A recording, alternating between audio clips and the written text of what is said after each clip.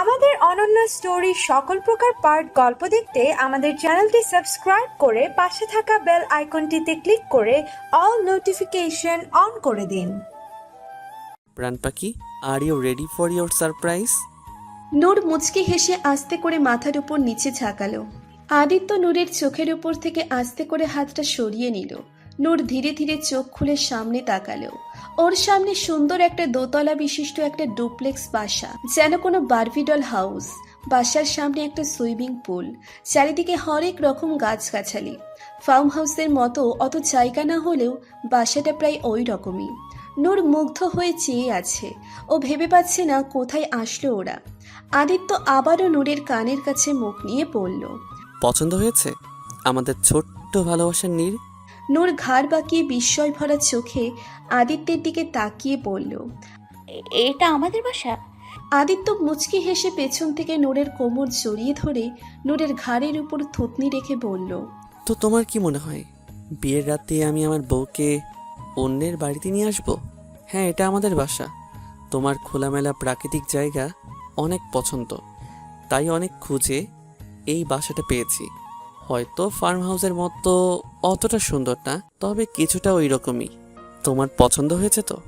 নূর কি বলবে, ও ভাষা হারিয়ে ফেলেছে। এই মানুষটা কিভাবে এত কিছু করতে পারে আমার জন্য? নূর ছলো ছলো চোখে মাথা ঝাঁকিয়ে বলল, হ্যাঁ, অনেক পছন্দ হয়েছে। তবে এটার কি দরকার ছিল আমাদের তো ফ্ল্যাটই আছে, আমরা ওখানে থাকতে পারতাম। আর তাছাড়া আমাদের তো সাভারের বাড়িও আছে, তাহলে শুধু শুধু এত টাকা নষ্ট করার কি দরকার ছিল? দরকার ছিল, কারণ আমি চাই তোমার আমার আলাদা একটা ভালোবাসার নীড় হোক, যেখানে বাইরের কেউ থাকবে না, শুধু আমরা আর আমাদের পরিবার থাকবে। আর সাভারের বাড়িতে তো আর সবসময় থাকতে পারবো না। আমার অফিস আর তোমার ভার্সিটি ওখান থেকে অনেক দূর হয়ে যায়, তাই এই বাসাটা কিনেছি। তার মানে বাকি সবাই এখানেই আছে? না, আজকে শুধু তুমি আর আমি ছাড়া আর কেউ নেই। ওরা সবাই সাভারের বাড়িতে চলে গেছে। আমি চেয়েছিলাম আমাদের বিয়ের প্রথম রাতটা এখানেই কাটাবো, তাই তোমাকে এখানে নিয়ে এসেছি। নূর একটু ইতস্তত হয়ে বলল, আমরা যেখানে আসলাম বাসার সবাই কি ভাববে আমাদের নিয়ে? আদিত্য মুচকি হেসে বলল, কেউ কিছুই ভাববে না, এটা সবাই জানে। আমি বাবা আর বাকি সবাইকে আগেই বলেছি, তাই শুধু শুধু এসব ভেবে আমাদের আজকের এই সুন্দর মুহূর্তটা নষ্ট করো না। কিন্তু নূরের কথা শেষ হওয়ার আগেই আদিত্য নূরের ঠোঁটের উপর আঙ্গুল রেখে বলল, হুশ, আর কোনো কিন্তু না, এখন চলো ভেতরে যাওয়া যাক। কথাটা বলেই আদিত্য নূরের পাজা কোলে তুলে নিয়ে ভেতরের দিকে এগুলো। নূর লজ্জায় আদিত্যের বুকে মুখ লুকালো। ভেতরে ঢুকে আদিত্য নূরকে কোলে নিয়েই বাসায় ঘুরে ঘুরে দেখালো। তারপর বেডরুমে নিয়ে গেল। বেডে নিয়ে এসে আদিত্য বলল, আর এটা হলো আমাদের বেডরুম, কেমন লাগছে? নূর সবকিছু দেখে মুগ্ধ হয়ে যাচ্ছে। নূর দেখল বেডের উপর দেয়াল জুড়ে নূর আর আদিত্যের একটা ছবি বিশাল বড় করে লাগিয়ে রাখা হয়েছে। পুরো বেডটাকে ফুল দিয়ে সুন্দর করে সাজানো হয়েছে। এসব দেখে নূর আরও লজ্জায় নুইয়ে পড়ল। আজ থেকে এই বেডেই ওরা একসাথে থাকবে। এখানেই আদিত্যের হাতে ওর মরণ হবে, সুখের মরণ। কথাগুলো ভেবে নূরের বুকের ভিতর ঢিপ ঢিপ করছে। হার্টবিট অনেক দ্রুত গতিতে চলছে। লজ্জায় আদিত্যের দিকে তাকাতেই পারছে না। আদিত্য নূরকে নিয়ে বেডের উপর বসিয়ে দিল। নূর মাথা নুইয়ে বসে রইল। আদিত্য নূরের পাশে বসে এক হাত নূরের গালে রেখে বলল, এত হেভি গহনা পরে নিশ্চয়ই টায়ার্ড হয়ে গেছো, এগুলো খুলে রাখো, তারপর ওয়াশরুম থেকে উঁচু করে এসো, আমরা একসাথে নফল নামাজ পড়ে নেই। নূর মাথা ঝাঁকিয়ে সাই জানালো। নূর বেড থেকে নেমে ড্রেসিং টেবিলের সামনে এসে গহনা খুলতে লাগলো। আদিত্য বেডের উপর বসে ঘোর লাগা চোখে তাকিয়ে রইল নূরের দিকে। তারপর উঠে দাঁড়িয়ে নূরের পাশে গিয়ে দাঁড়ালো। পেছন থেকে নূরের গহনাগুলো খুলতে সাহায্য করলো। আদিত্য কাছে আসায় নূরের কাঁপাকাঁপি শুরু হয়ে গেল। আজ যেন একটু বেশি লজ্জা লাগছে নূরের। হয়তো আদিত্যর স্বামী হয়ে গেছে এই জন্য। গহনা খোলা হয়ে গেলে নূর গিয়ে ওয়াশরুম থেকে অজু করে আসলো। আদিত্য অজু করে আসলো। তারপর দুজন নফল নামাজ আদায় করে নিল। নামাজ শেষে আদিত্য কাবার থেকে একটা প্যাকেট বের করে এনে নূরের হাতে দিয়ে বলল, যাও চেঞ্জ করে এই শাড়িটা পরে এসো। নূর প্যাকেট খুলে দেখলো গোল্ডেন পাড়ের একটা সাদা রঙের জর্জেটের শাড়ি, সাথে লাল রঙের ব্লাউজ পেটিকোট। নূর ইতস্তত হয়ে বলল, কিন্তু আমি তো। জানি শাড়ি পরতে পারো না, তুই শুধু বাকিগুলো পরে এসো, শাড়ি আমি পরিয়ে দিচ্ছি। নূর মাথা নেড়ে প্যাকেটটা নিয়ে ওয়াশরুমে গেল। এই ফাঁকে আদিত্য চেঞ্জ করে নিল। একটু পরে দরজা খোলার শব্দে আদিত্য পেছনে ফিরে তাকালো।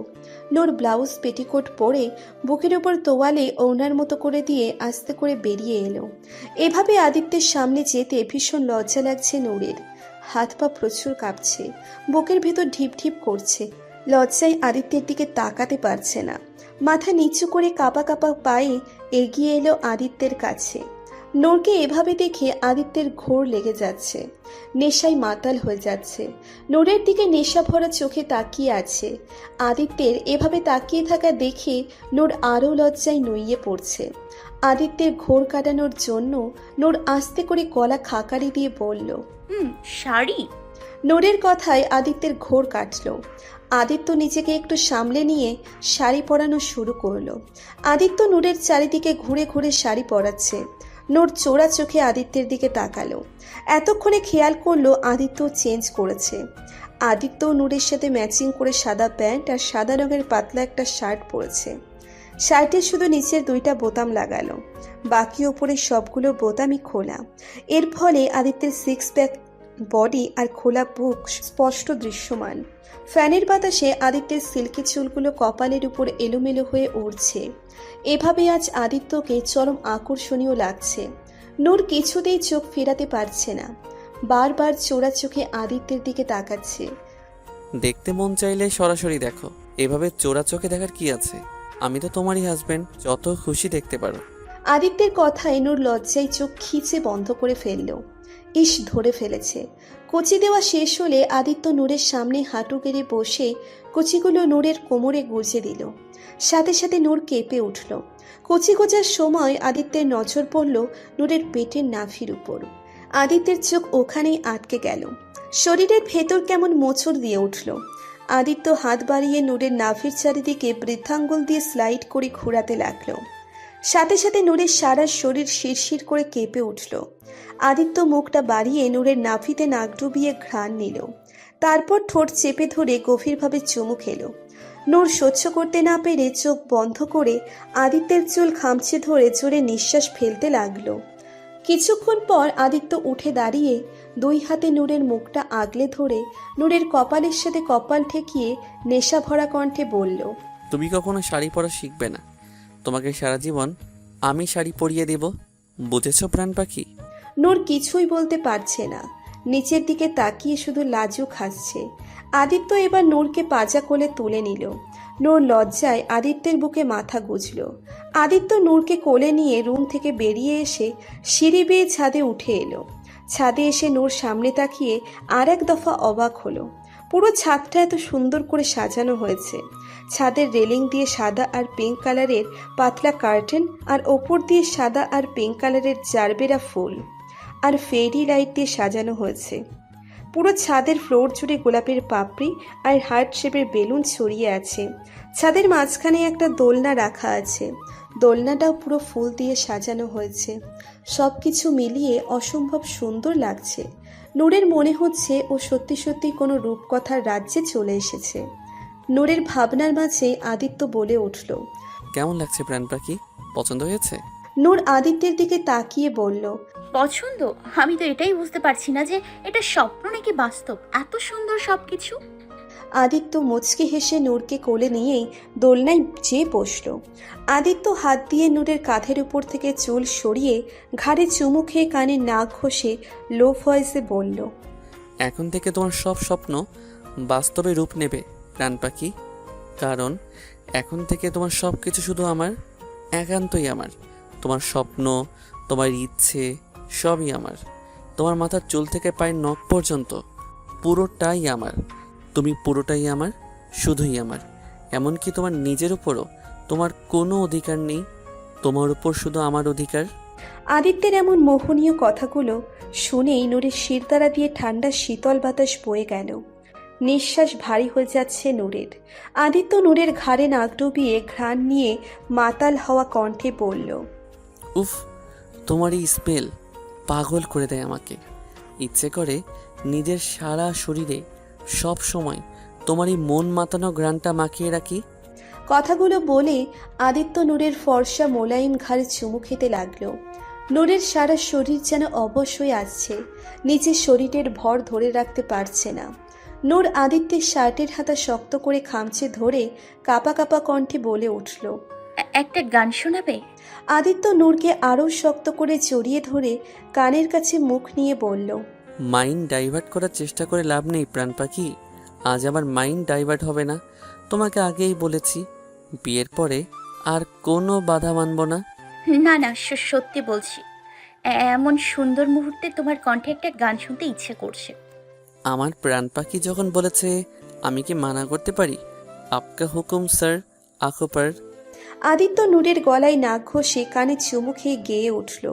সারা রাত ভোর চোখের ভেতর স্বপ্নে তোমার আনা গোনা।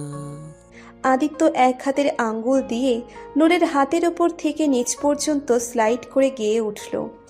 নেমে আসে ভোর, কাটে তবু গো, হাওয়ায় হাওয়ায় জানা শোনা। আদিত্য হাত দিয়ে নূরের পিঠের নিচ থেকে উপর পর্যন্ত স্লাইড করে গেয়ে উঠল। তুমি দেখা দিলে তাই মনে জাগে প্রেম প্রেম কল্পনায়। আদিত্য এবার নূরকে নিচের দিকে ঘুরিয়ে নূরের মুখের কাছে ঝুঁকে এক হাতের আঙ্গুল দিয়ে নূরের গালে স্লাইড করে গাইল। আমি তোমার হতে চাই, এটা মিথ্যে কোনো গল্প নয়। আমি তোমার হতে চাই, এটা মিথ্যে কোনো গল্প নয়। এভাবে গান গাইতে গাইতে আদিত্যের হাত নূরের শরীরের বিভিন্ন জায়গায় বিচরণ করছে। আদিত্যের ছোঁয়ায় নূরের নিঃশ্বাস আরো ভারী হয়ে আসছে, সারা শরীর অবশ হয়ে আসছে। নিজের শরীরে শক্তি না পাওয়ায় নূর সাপোর্টের জন্য আদিত্যের বুকের উপর শার্ট শক্ত করে খামচে ধরে জোরে জোরে নিঃশ্বাস ফেলতে লাগলো। নূরের এসব মুভমেন্ট আদিত্যকে আরো পাগল করে তুলছে। আদিত্য নূরের কানের কাছে মুখ নিয়ে নেশাভরা কণ্ঠে বলল। প্রাণ পাখি, আই ওয়ান্ট ইউ। আমি তোমার মাঝে ডুব দিতে চাই, হারিয়ে যেতে চাই আজ তোমার মাঝে। দেবে কি আমাকে সেই অনুমতি? নূর কি বলবে, লজ্জায় ওর জান যাই যাই অবস্থা। নূর লাজুক হেসে আদিত্যের বুকে মাথা গুজে জোরে জোরে নিঃশ্বাস ফেলে বলল। তুমিই তো বললে আমার উপর এখন আর আমার নিজের কোনো অধিকার নেই, আমার উপর শুধু তোমার অধিকার। তাহলে আমার কাছে কেন অনুমতি চাইছো? আমি তো নিজেকে অনেক আগেই তোমার নামে করে দিয়েছি। আদিত্য একটা তৃপ্তির হাসি দিয়ে দুই হাতে নূরের মুখটা আগলে ধরে উপরে তুলল। নূর লজ্জায় চোখ বন্ধ করে আছে। নূরের গোলাপি অধর চোগাল কাঁপছে, যা আদিত্যকে চুম্বকের মতো টানছে। আদিত্য আর দেরি না করে এক হাতে নূরের কোমর জড়িয়ে ধরে আর এক হাতে নূরের কানের নিচ নিয়ে চুলের ভেতর ঢুকিয়ে নূরের ঠোঁটে আলতো করে একটা চুমু খেলো। নূরের সারা শরীর শিরশির করে কেঁপে উঠল। আদিত্যের শার্ট আরো শক্ত করে ধরল। আদিত্য এবার নূরের ঠোঁটজোড়া মুখে পুড়ে নিয়ে নূরের রসালো অধর সুধাপান করতে লাগলো আর হাত দিয়ে কোমরে স্লাইড করতে লাগলো। নূরও আদিত্যের সাথে সমান তালে রেসপন্স করতে লাগলো। কিছুক্ষণ পর আদিত্য উঠে দাঁড়িয়ে নূরকে আবারও পাজা কোলে তুলে নিল। নূরকে কোলে নিয়ে সিঁড়ি বেয়ে নিচে বেডরুমে চলে এলো। বেডরুমে এসে আদিত্য নূরকে আস্তে করে বিছানায় শুইয়ে দিল। তারপর নিজের শার্ট খুলে নিচে ফেলে দিল। আদিত্য নূরের পাশে বিছানায় হাঁটু গেড়ে বসে নেশায় মাতাল হওয়া চোখে নূরের দিকে তাকিয়ে রইল। দুজনেই ভারী নিঃশ্বাস ফেলছে। নূরের নিঃশ্বাসের সাথে ওঠানামা আদিত্যকে আরও উন্মাদ করে তুলছে। আদিত্যের এমন চাহনি দেখে নূর আরও লজ্জায় কুঁকড়ে যায়। নূর লাজুক হেসে দুই হাত দিয়ে মুখ ঢেকে ফেলে উল্টো ঘুরে গেল। আদিত্য নূরের উপর আধশোয়া হয়ে নূরের পিঠের উপর থেকে চুলগুলো সরিয়ে ফেলল। আদিত্য প্রথমে হাতের আঙ্গুলের উল্টো পাশ দিয়ে নূরের পিঠে স্লাইড করতে লাগলো। তারপর মুখ নামিয়ে নূরের গলায় আর ঘাড়ে চুমু খেতে লাগলো। আদিত্যের এমন পাগল করা স্পর্শ নূর সহ্য করতে না পেরে বিছানার চাদর খামচে ধরল। আদিত্য এবার নূরের পিঠে ব্লাউজের ফিতা এক টানে খুলে ফেলল। নূরের সারা পিঠে অসংখ্য চুমুতে চুমুতে ভরিয়ে দিল। নূরের নিঃশ্বাস ফেলা মুশকিল হয়ে গেছে। এ কেমন অসহ্য যন্ত্রণাদায়ক সুখ! এই সুখে যেন মরে যেতে ইচ্ছে করছে। আদিত্য এবার নূরকে আস্তে করে নিচের দিকে ঘোরালো। নূর এখনো চোখ বন্ধ করেই আছে। আদিত্যের দিকে তাকানোর ক্ষমতা নেই ওর। আদিত্য মুখ নামিয়ে নূরের কপালে চুমু খেলো। তারপর দুই চোখের পাতায় চুমু দিল, দুই গালে চুমু খেলো। নাকের ডগায় চুমু খেয়ে আবারও নূরের ঠোঁটে ডুব দিল। চুষে নিতে থাকলো নূরের ঠোঁটের সব মধু। নূরও আদিত্যের ঘাড়ের উপর দিয়ে হাত বাড়িয়ে আদিত্যের চুল খামচে ধরে আদিত্যের ঠোঁটে চুমু খেতে লাগলো। আদিত্য চুমু খেতে খেতে নূরের ঠোঁটে আলতো করে কামড় দিতে লাগলো। আদিত্য এবার নূরের ঠোঁট ছেড়ে চুমু খেতে খেতে গলায় নেমে এলো।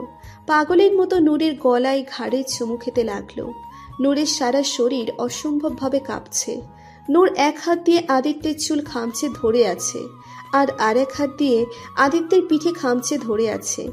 খামচে ধরায় নূরের হাতের নখগুলো আদিত্যের পিঠে গেঁথে পড়েছে, তবে সেদিকে আদিত্যের কোনো ভ্রুক্ষেপ নেই। ও তো ওর প্রাণ পাখিকে আদর করতে ব্যস্ত। আদিত্য এবার নূরের ওপর থেকে শাড়ির আঁচলটা এক টানে সরিয়ে ফেলল। যার ফলে নূরের ফর্সা মোলায়েম পেটটা দৃশ্যমান হয়ে গেল।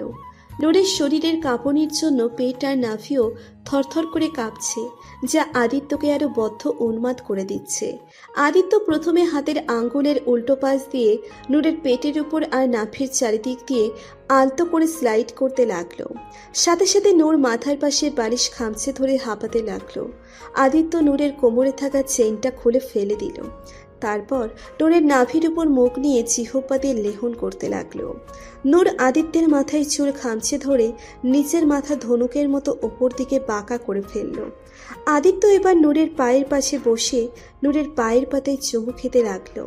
সাথে সাথে নূর নিজের পা টান দিয়ে কম্পিত কণ্ঠে বলল, কি করছো বাবা? পায়ে কেন মুখ দিচ্ছ? আমার পাপ হবে। কিচ্ছু হবে না, তোমার এই সুন্দর পা জোড়ার ওপর আমার অনেক লোভ। এখন কথা না বলে আমাকে আদর করতে দাও। কথাটা বলেই আদিত্য আবার নূরের পায়ে চুমু খেতে লাগলো। নূরও আর বাধা দিল না, কারণ ও জানে আদিত্য শুনবে না। পায়ে চুমু খাওয়া শেষে আদিত্য আবার নূরের মুখের কাছে এসে নূরের অধর যুগলে ডুব দিল। এভাবেই দুজন দুজনের মাঝে হারিয়ে গেল, পাড়ি দিল এক সুখের সাগরে। ভালোবাসার মানুষকে একান্ত আপন করে পাওয়ার চেয়ে বেশি সুখ আর কিছুতেই নেই। আজ পরিপূর্ণতা পেল আদিত্য আর নূরের ভালোবাসা। সকাল 8টা। জানালা দিয়ে আসা সকালবেলার মিষ্টি রোদ ঘরে ঢুকতেই নূরের ঘুম ভেঙে গেল। এমনিতেই নূরের ঘুম ভোরবেলায় ভেঙে যায়, তবে কাল সারা রাত আদিত্যের ভালোবাসার অত্যাচারে নূর ঘুমাতে পারেনি। ভোর 5টার দিকে একটু ঘুমিয়েছে। ঘুম ভাঙতেই নূরের কানের কাছে ঢিপ ঢিপ আওয়াজ শুনতে পেল। নূর আস্তে করে চোখ খুলে তাকালো। সামনে তাকাতেই আদিত্যের উন্মুক্ত বুক দেখতে পেল। নূর একটু পাশে ফিরতে গিয়ে দেখল ও নড়তে পারছে না, কারণ আদিত্য ওকে হাত পা দিয়ে আষ্টে পৃষ্ঠে জড়িয়ে ধরে রেখেছে, যেন ছেড়ে দিলেই কোথাও হারিয়ে যাবে। নূর খেয়াল করলো ওদের দুজনের গায়ে একটা চাদর ছাড়া আর কিছুই নেই। কাল রাতের কথা মনে পড়তেই নূর লজ্জায় লাল হয়ে গেল। নূর মাথাটা একটু উপরে তুলে দেখল আদিত্য গভীর ঘুমে মগ্ন। ঘুমন্ত অবস্থায় কত সুন্দর লাগছে আদিত্যকে। সিল্কি চুলগুলো ফ্যানের বাতাসে কপালে উড়াউড়ি করছে। গালে আর গলায় লিপস্টিকের দাগ লেগে রয়েছে, যা দেখে নূর লাজুক হাসল। তারপর আদিত্যের দিকে মায়া ভরা চোখে তাকিয়ে হাত বাড়িয়ে আদিত্যের গালে আলতো করে হাত বোলাতে লাগলো। আজ এই মানুষটার জন্য আমার জীবনে এত সুখের দিন এসেছে, আর আমি কখনো কল্পনাও করিনি। আজ নিজেকে অপয়া না, বরং দুনিয়ার সবচেয়ে বেশি সুখী আর ভাগ্যবতী মনে হচ্ছে, কারণ আমি তোমাকে পেয়েছি। কথাগুলো ভেবে নূর আদিত্যের খোলা বুকে একটা চুমু খায়। তারপর আদিত্যের বুকে নাক ঘষে আদিত্যকে জড়িয়ে ধরে। আদিত্য নড়ে উঠে নূরকে আরো শক্ত করে জড়িয়ে ধরল। নূরের হঠাৎ সময়ের কথা মনে হলো। নূর দেয়াল ঘড়ির দিকে তাকিয়ে দেখল 8:30 বেজে গেছে। নূর চোখ বড় বড় করে মনে মনে ভাবল, এত বেলা হয়ে গেছে আর আমি টেরই পেলাম না। কিন্তু আমি উঠবো কিভাবে? আদিত্য তো আমাকে একদম আটকে দিয়েছে। নূর আস্তে করে আদিত্যের হাতটা নিচের ওপর থেকে সরানোর চেষ্টা করলো, যাতে আদিত্যের ঘুম না ভাঙে, কারণ আদিত্যের ঘুম ভেঙে গেলে নূর আদিত্যের সামনে লজ্জায় পড়ে যাবে। অনেক কষ্টে নূর আদিত্যের পাশ থেকে বেরিয়ে আসতে সক্ষম হয়। নূর একটা স্বস্তির নিঃশ্বাস ফেলে চাদরের ভেতর থেকেই বিছানার নিচে হাত দিয়ে এদিক ওদিক হাতিয়ে পড়ার জন্য কিছু খুঁজতে থাকে। নূর হাতের কাছে আদিত্যের শার্টটা খুঁজে পায়। নূর তাড়াতাড়ি করে ওটাই পরে নেয়। শার্ট পরা শেষে নূর উঠতে নিলেই আদিত্য নূরের হাত ধরে টান দিয়ে আবার বালিশে শুইয়ে দেয়। তারপর উপরে ঝুঁকে এক হাত দিয়ে নূরের মুখের উপর আসা চুলগুলো সরিয়ে কানের পিছনে গুজে দিয়ে আঙ্গুল দিয়ে নূরের গালে স্লাইড করে ঘুমো ঘুমো চোখে তাকিয়ে নেশা ভরা কণ্ঠে বলে উঠল,